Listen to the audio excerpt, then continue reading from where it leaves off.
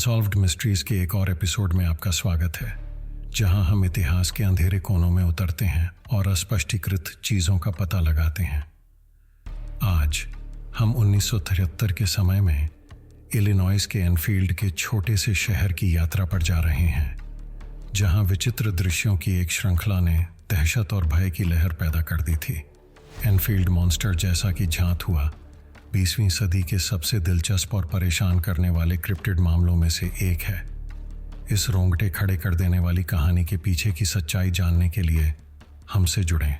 1973 के वसंत में एनफील्ड शहर कई अजीब दृश्यों से हिल गया था।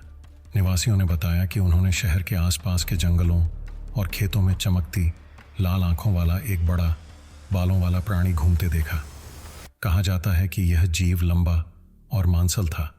इसके लंबे नुकीले पंजे थे और दुर्गंध थी।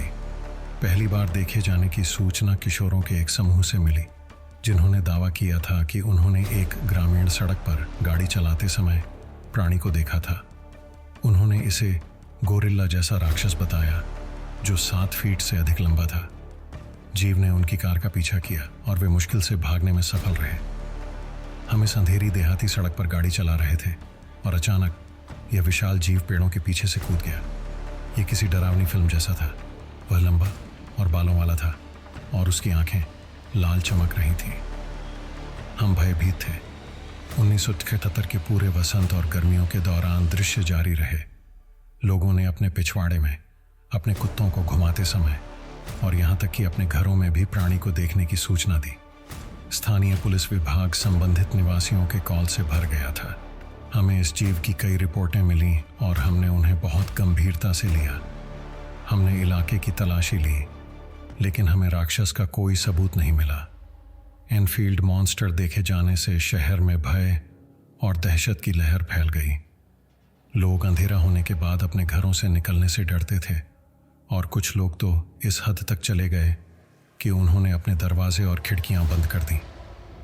एनफील्ड मॉन्स्टर देखे जाने को लेकर मीडिया में मचे उन्माद ने पूरे देश के असाधारण जांचकर्ताओं और क्रिप्टोजूलॉजिस्टों का ध्यान आकर्षित किया।